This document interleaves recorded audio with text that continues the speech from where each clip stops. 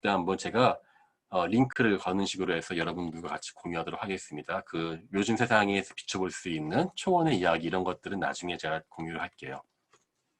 자, 이제 세 번째 이야기로 가볼까 합니다. 세 번째 바로 이 아프가니스탄에서 나온 틸리아 테페. 이건 역시 그 4년 전에 저기 있었던 우리나라에서 전시회가 있었어요. 아프가니스탄.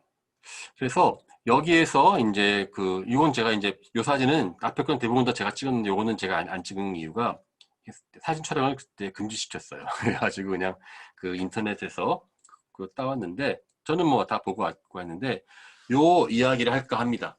자, 우리 여기서 약간 좀 나이가 있으신 선생님들, 자, 다 관계없이 몇 분만 채팅방에 넣어주시기 바랍니다. 아프가니스탄 하면 떠오른 이미지 한번 몇 개만 들어볼까요? 어떤 게 있을까요? 아프가니스탄. 물론 여기 황금 이 유물이 있죠. 누가 봐도 신라와 비슷한 거. 어떤 게 또 있을까요? 예. 아마도 떠오르는 게 있다면은 1980년도에 우리 모스크바 올림픽 기억나실지 모르겠어요. 그것을 한국은 그때 보이콧 했습니다. 왜? 이 소련의 아프가니스탄 침공으로. 그게 이제 저 나이 또래 이전 분들이 그 많이 떠오르겠죠. 요즘 분들은 탈레반, 9.11 사태의 빈라덴 별로 좋은 이미지가 없죠. 자, 지금 이야기는 바로 그 빈라덴 이전에 전쟁 맞습니다. 예, 바로 전쟁이라고 하는 것이 나왔던 것이었죠. 그래서 이 전쟁과 테러 그 이야기의 어떠한 그 언저리에서 황금의 이야기가 나오는 겁니다. 예. 근데 한눈에 봐도 정말 신라왕만 닮지 않았어요. 예. 그래서 이게 1978년도 이야기입니다. 왼쪽에 보면 이분이 그 빅토르 사리안이라는 분인데 얼마 전에 이분 돌아가셨죠. 80 넘어가지고. 근데 이분이 원래 고향은 그리스였어요. 그리스는 무슨 D 뭐 이런 식으로 끝나는 게 성이 있는데 이 사람이 중앙아시아에서 이제 투르크메니스탄하고 우즈베키스탄에서 평생 이제 발굴을 했는데 주로 전공이 조로아스터교예요. 아시죠? 불을 숭상하는 조로아스터교. 락그룹 퀸의 프레디 머큐리가 믿었던 종교 조로아스터교. 예. 실제로 프레디 머큐리가 중앙아시아에서 조로아스터 믿었던 파르시라고 하는 페르시아인의 후예죠.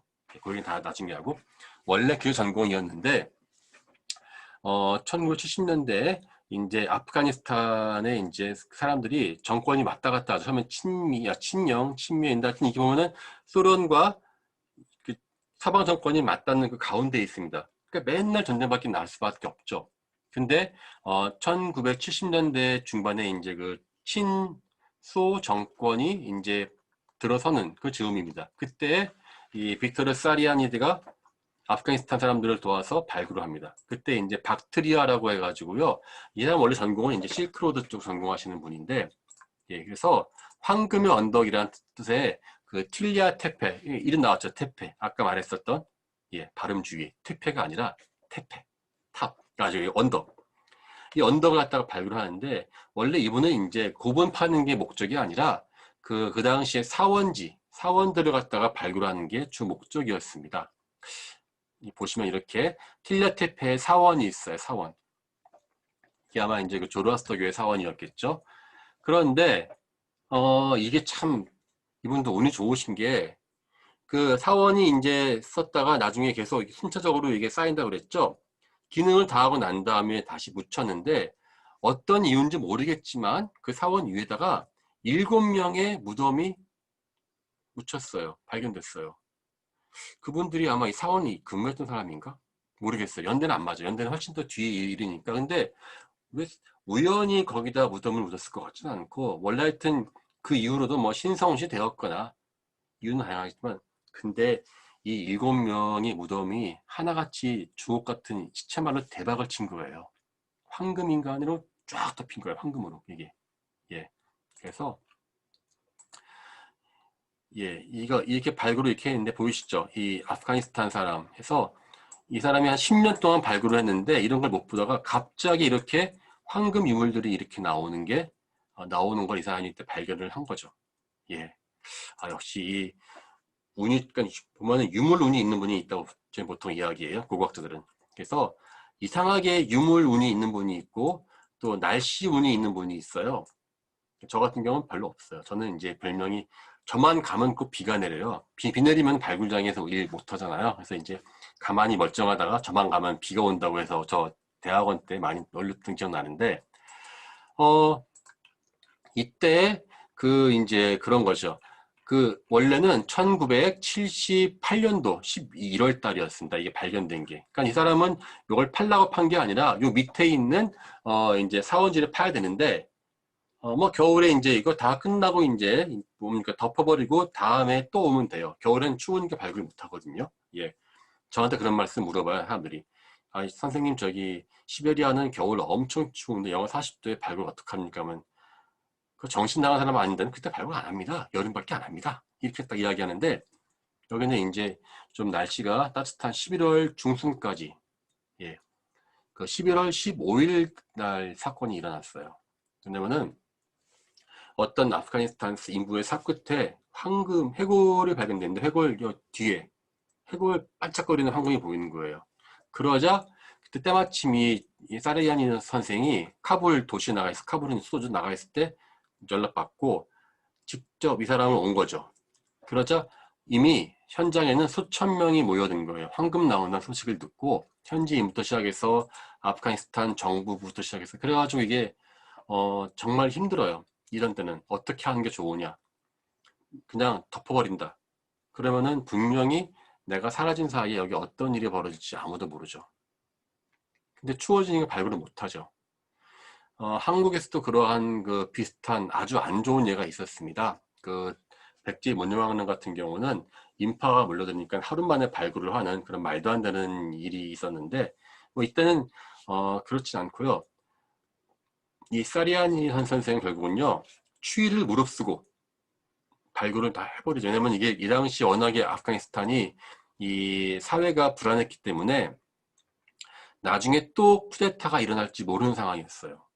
실제 이때도 뭐 동네마다 통제가 안 되는 상황이었기 때문에 황금이 나온 이상 어쩔 수가 없다 해서 그냥 발굴을 외칩니다. 그리고 이 사람은 거의 잠도 안 자고 이 발굴에 매달리죠.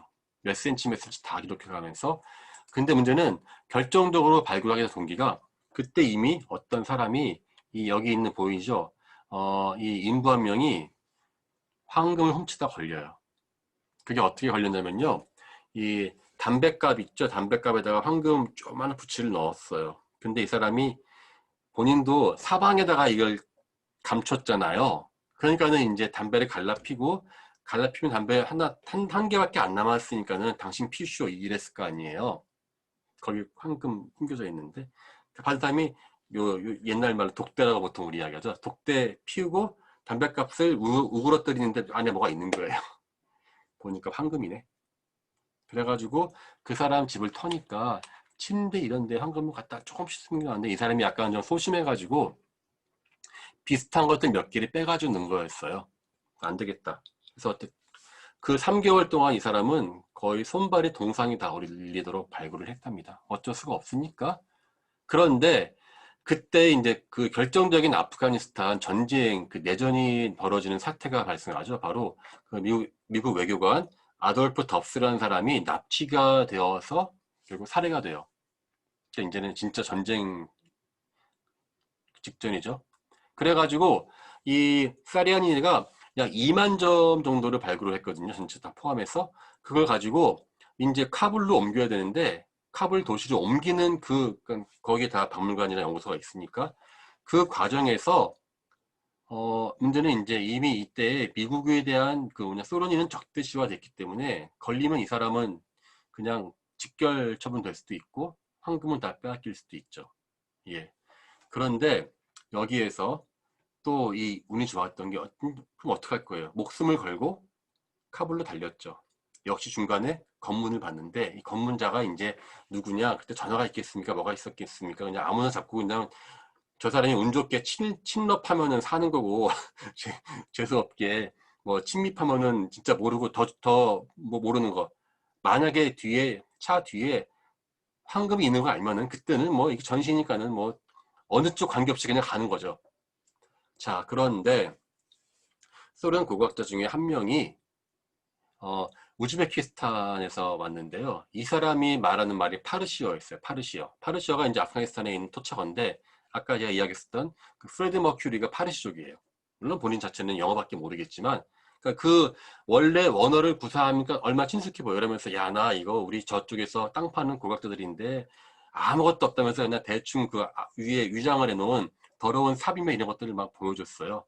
그러자 이제 거기서 통과가 됐죠. 그래가지고 이제 다행히 예, 이 유물들이 어, 카불로 전해졌습니다.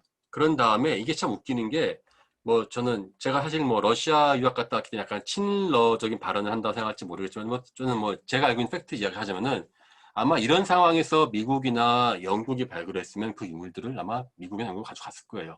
불안하고 이러니까. 근데 이 소련 사람들은 그걸 다 카불 어쨌든 그 본국에 속해야 된다고 해가지고 그 황금들을 전부 다 아프가니스탄 고각자들에게 주고 나옵니다. 이 사람은 못 만나와 실제로. 그리고 아시다시피 이제 그 소련 참전하죠. 그리고 아프가니스탄에 이제 그 뭔가 때문에 올림픽 반토막 나죠. 그리고 알다시피 탈레반 집권하면 탈레반 때 아주 혹심한 그 원리주의 정책으로 모든 그러한 유물들 그 당시에 박물관을요 엄청나게 이제 다 저기 우상숭배라는 이유로 다 없애버리고 깨버리고 일부러 다시는 못 찾게 그 있죠 라벨들 다 불태워버리고 그 때려 부수건 아주 그냥 심지어 우리나라 석굴암의 몇백 큰 베미안이라는 곳에 석불은 아예 그냥 폭파시켜버립니다. 잔혹한 놈들이죠 탈레반. 근데 이 사람들이 그때 친미 정권이었어요. 지금은 그 9/11 저기 9.11 때문에 맨날 싸우고 해서 지금은 나쁜 테러의 악의 축이지만 그때만 해도 이 사람 친미파였습니다. 왜? 소련에 맞설 수 있으니까. 예. 자, 그랬는데 그 와중에 물론 당연히 박물관도 없어지고요. 그래서 이제 2003년도, 2001년도에 9.11 나고 이제 미국이 침공해서 아프간을 이제 다시 되찾아 오고 이제 그제서야 이제 박물관들 유물들을 보니까 박물관에서 틸레테페 유물 아는 사람이 아무도 없는 거예요. 그래서 그 2003년도에 카불에 중앙은행이 있는데 그 은행의 지하 금고에서 황금 유물들이 발견돼요. 근데 그게 이제 이런 유물인데 이렇게 발견되는 것이 아니라 하나하나를 다 떼어가지고 하나는 다 이 포장은 갑에 넣은 거예요. 그러니까 양은 엄청나게 많겠죠. 하나하나 열면 다 이런 저기 편들이 나오는 겁니다. 그게 22,000점이었어요. 그 양이 엄청나겠죠. 자, 근데 이것을 이게 정말 딱 보니까 아무리 봐도 틸레트 패키 맞는 것 같아. 근데 이거 누가 이걸 확인할 수 있을까요? 이걸 발굴한 사람이 확인할 수 있겠죠. 바로 이 빅토르 사리아니를 찾습니다. 다행히 혹시 이미 세상 뜨신 거 아닙니까? 세상을 뜬 게 아니라 이 세상과 등지고 지금 땅 파고 있습니다. 나이 70 넘었는데 이분이 그 당시에 그래가지고 그 투르크메니스탄 사막에서 발굴하고 있는 사람을 섭외를 해요. 그래서 이 사람이 거기서 나와서 3박 4일인가를 갔다가 트럭이랑 비행기 타고 간신히 왔답니다. 그래가지고 그 열죠. 유물을 열고 이 사람은 몇 분 만에 그냥 쿨하게 이거 맞아요 틸레테페 거 어떻게 하냐 왜냐면 발굴한 지 20년 됐죠. 그 다음에 유물 하나하나를 다 흩어놨잖아. 어떻게 알아요 그거는. 요걸 딱 가리키는데 보니까 여기 철사로 이렇게 꼬은 게 있어요. 이게 왜 아까 봤었던 이 장식들이요 떨어지면은 이미 떨어진 것들은 이렇게 실 보이시죠? 실 같은 거 철사 황금 실 직접 본인이 밤새 텐트 안에서 밤새 이거 철사 갖다 꼬아서 이어 붙여서 자기가 거기 현장에서 직접 수리를 다 한 거예요. 그러니까 본인이 다 했으니까 다 알죠. 이거 내가 한 거라고 이거. 그래서 너무나 허무하게 결판 난 겁니다. 아, 이거 틸레테페 맞구나. 그러면서 근데 그때까지만 해도요. 이 서양에서 이 빅토르 사리아니즈가 이걸 훔쳐갔다고 엄청나게 음해를 많이 했었어요. 욕하고 진짜 노골적으로 물론 냉전 때니까 서로 욕하는 게 뭐 직업이긴 하겠지만 그래서 이 사람이 그때 다시는 이게 그러한 슬픈 운명을 반복하기 원하지 않는다 이러면서 당시에 자기가 발굴했었던 사진 자료 그 당시 노트 있죠 이런 것들을 다 아프가니스탄에 주고 자기는 빈몸으로 갑니다. 다시 발굴장으로 돌아갑니다. 그리고 이 사람은 원래 전공인 이제 그 박테리아 문명을 발굴하다가 그러니까 평생 이 사람은 이제 어디 인터뷰만 나가면 이런 거죠. 사람들이 아니 왜 그거를 여기 왜 소련으로 안 가져가고 그거 어떡하다. 그러니까는 그거는 나뿐 아니라 당신은 정상적으로 국어학을 공부했으면은 다 나같이 하는 것이다. 그거는 내가 이상한 게 아니다. 이렇게 언제나 말하면서 나는 그거는 그냥 내 손을 빌려서 하늘이 다시 그 유물을 가져간 것이지 내 건 아니다. 막 평생 그렇게 하시다가 돌아가셨어요. 지금도 이제 유튜브 보면 그분 인터뷰 꽤 많이 남아있긴 한데 어쨌든 여기서 역시 이러한 관이 나옵니다. 황관. 근데 역시 이 관은 여자한테서만 썼었어요. 그리고 근데 이거 보이시죠 이거? 이거 보면은 이제 저희 부모님들 세대는 옛날에 그 무슨 조미료에 이런 게 있었다고 하죠. 상표 뭐 무슨 아이딘가 뭐 아이미가 뭐 있었다면서요. 이거 나온 이게 아프로디테인데 이게 있었다 이런 게 있었다고 하죠. 이건 그리스 양식이에요. 그러니까 이게 초원의 황금인데 그리스 것도 영향한 게 이게 이제 중간 문명의 교차로 아닙니까? 그리스 그러니까 그레코 로망이라고 이야기하죠. 그리스 로마 양식도 들어오고 헬레니즘도 오고 이 북쪽에서는 초원 지역 것도 오고 해서 섞여가지고 독특한 자신들만의 황금 유물을 이루죠. 그래서 아마 이 사람들은 박트리아 중국 기록으로 아마 월지라고 하는 나라의 그 사람들이었는데 이 황금 자체는 이 사람 계통 자체는 아마 초원 지역에서 살았었던 사제가 아니었겠는가라고 합니다. 그래서 이게 신라, 아프가니스탄, 흑해 연안에 있는 이 크림반도에 있는 그 저기 사르마트라고 하는 사람들의 그 근관이에요. 잠깐만 이거 한반도, 아프가니스탄, 크림반도 왜 전쟁 나는 것만 이렇게 근관이 많이 나오네요. 예, 요즘 크림이야 시끄럽죠. 크림반도 때문에. 예, 이렇게 보시면 될, 그냥 참고로 몇 개 보시면 될 거고요. 정말 황금은 정말 찬란하게 이를 데 없는데, 여기 보시면 요 S자형이 있죠. S자형, 이거는 이제 중국의 용을 그 표방을 카피한, 영향을 받은 그러한 그 무늬가 여기 있습니다. 그러니까 이게 여러 가지 섞여 있는 자신들만의 독특한 그러한 그 황금 문화를 이뤘던 것이었죠. 자, 그래서 이거를 이제 그 당시에 이 사람이 3개월 동안 동상 걸려가면서 겨울에 발굴을 해서 하나하나 황금들을 다 위치를 분석을 이렇게 해놨어요. 하나하나 다 표시했습니다. 그 결과 이렇게 그 옷들을 분석할 수 있었고요. 결과적으로 나중에는 이렇게 그 완벽하게 나오는 그러한 물론 뭐 마네킹의 얼굴들은 뭐 그냥 신경 쓰지 마시고요. 이렇게 완벽한 그 사람들의 모습을 이렇게 복원할 수 있었다고 이야기합니다. 뭐 이 사람의 이야기는 전 너무나 아쉬웠던 게요. 2016년도에 그때 한국에서 전시회를 할 때 물론 준비를 아프가니스탄에서 하는데 좀 너무 얄미울 정도로 이 빅토르 사리안니즈 선생님 이야기는 한마디도 안 하더라고요. 예, 한마디도 안 하고 그냥 소련에서 훔쳐가고 폭파한 줄 알았다. 뭐 이런 식으로 계속 이제 그런 프로파간다만 그 선전만 하고 있어가지고 이게 진짜 우한이라고 러시아 자료를 모르면 저도 그냥 신경 안 쓸 텐데 자꾸 그런 식으로 얘기하니까 되게 좀 언짢았었는데 이건 제가 이제 도록에 참여를 같이 안 했기 때문에 저는 이거는 뭐 그냥 다른 제가 그 강인욱의 고고학 여행이라는 아마 이번 그 강의에서 아마 주 교재로 쓰라고 적어놨던 게 있는데 거기다가 이제 자세한 내막을 써서 예, 좀 나름 알리고자 했었습니다.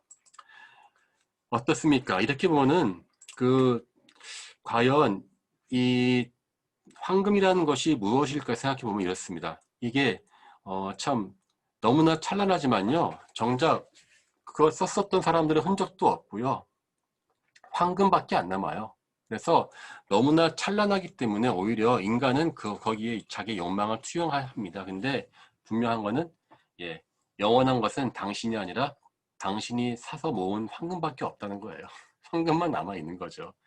예, 그래서 사실은 우리가 보통 실크로드라고 이야기 많이 하는데 진정한 이 당시의 길은 실크도 있지만 황금의 길이었을 거예요. 이렇게 이 수많은 황금들을 만들고 또 그것은 가장 값비싸게 자신을 장식할 수 있었던 그러한 그 도구였겠죠. 그래서 이 틸레테 요거는 이제 그 다음에 이야기는 요 탈레반 아까 말했던 바미안 석굴 있죠. 베미안 석굴 이렇게 보면 이랬던 석굴을 이렇게 폭파시켰습니다.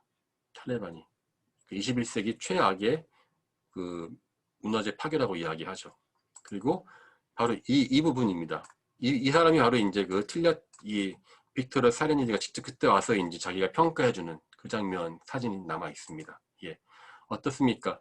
이렇게 황금보기를 돌같이 하라는 말도 있지만 저는 뭐 황금이란 자체는 그렇게 뭐랄까 인간 황금이 찬란해서가 아니라 황금에는요 수많은 인간들의 사연과 욕망이 녹아있기 때문에 그래서 고고학적으로 의미가 있다고 생각을 해요. 고고학자는요 유물을 공부하지 않습니다. 고고학자는 유물에 숨겨있는 유물을 만든 인간을 공부하는 것이 고고학자의 목적입니다. 유물만 공부하는 사람들은 그거는 골동품을 하는 것이지 고고학이 아니에요. 제가 바라보는 황금도 그렇습니다. 황금의 찬란함에 눈이 멀지 말고 그 황금을 둘러쌌었던 수많은 사람들의 이야기를 같이 공부하고 어떻게 본다면 과거 사람과 나하고는 말도 안 통하고 수천 년의 간격이 있을 수 있지만 우리에게는 하나의 공통된 생각이 있습니다. 뭐냐? 황금만 보면 황홀히 한다는 거죠. 아마 그러한 보편성 그리고 황금의 가치를 느꼈던 그 사람들의 이야기 그 속에서 우리는 과거 사람들의 그 실제 모습에 한 단계 한 단계 더 접근하고요. 더 나아가서 현재 우리가 살고 있는 이러한 위기 상황에서도 우리에게도 보면은 어떠한 그 앞날을 잘 살게 하고 생각할 수 있고 그동안 생각하지 못했었던 새로운 부분들을 생각하게 하는 그러한 지혜를 줄 수 있지 않나라고 예, 생각을 합니다.